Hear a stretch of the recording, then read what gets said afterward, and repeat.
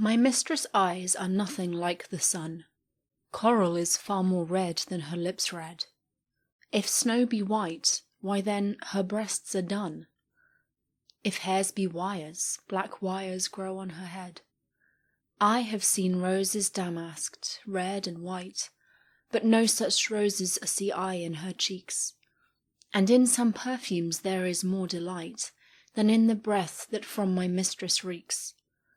I love to hear her speak, yet well I know that music hath a far more pleasing sound. I grant I never saw a goddess go. My mistress, when she walks, treads on the ground. And yet, by heaven, I think my love as rare as any she belied with false compare. And that, my friends, is an original composition by Megan Lewis. Like, subscribe, come along for the ride.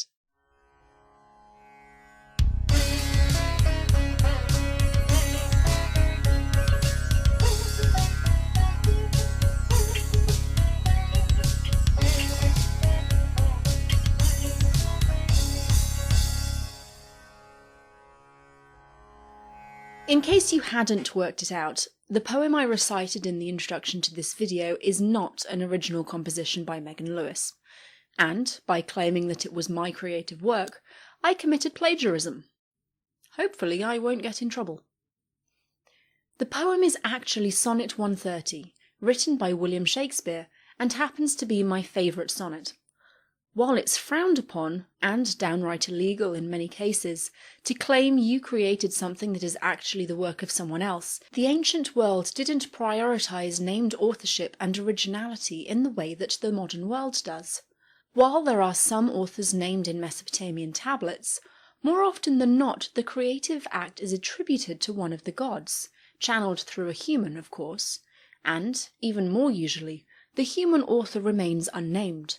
The individual author wasn't credited as the creative force, rather, the external nature of artistic inspiration was emphasized. Foster suggests that authors in Mesopotamian civilization well knew and were wont to recall in their texts that composition was an ongoing, contributive enterprise, in which the author was only present at the beginning. Textual compositions, in other words, had a life beyond their initial creation. This is visible in the adoption and adaptation of various stories, themes, and yes, whole compositions in the ancient Near East.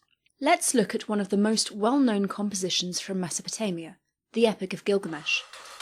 The composition we commonly refer to as the Epic of Gilgamesh is a lengthy poem written in Akkadian, known from various different time periods and geographical areas of the ancient Near East, spread from the early 2nd millennium BCE to roughly 130 BCE, and from Anatolia to Amar, Ugarit and Megiddo, as well as Mesopotamia proper.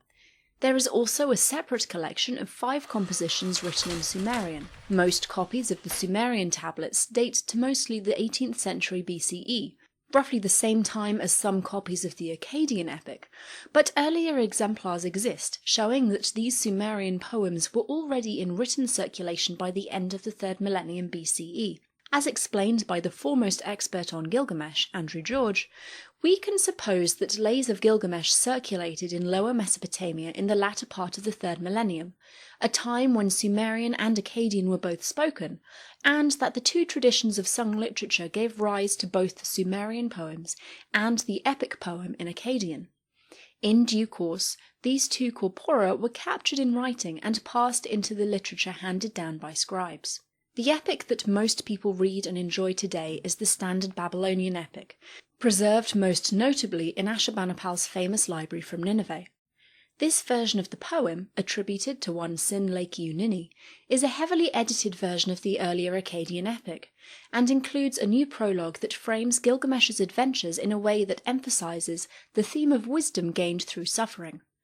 This prologue is a form seen regularly in so-called Naru literature, a specific genre of Mesopotamian texts that are often instructional in nature. Sin-Lake-U-Nini is probably also responsible for adding in the flood narrative of Tablet 11, and for the inclusion of one of the Sumerian poems, Gilgamesh, Enkidu and the Netherworld, as the final tablet, Tablet 12. By the time that Sinlaiki carried out his reworking of the Akkadian poem, the Gilgamesh stories had most likely been in circulation for close to 1,000 years. Was he committing plagiarism by including the flood narrative and the additional Sumerian poem? Well, not really, no.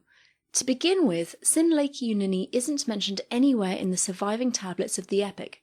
There's no line saying, "I am Sinlaiki and I wrote this all by myself."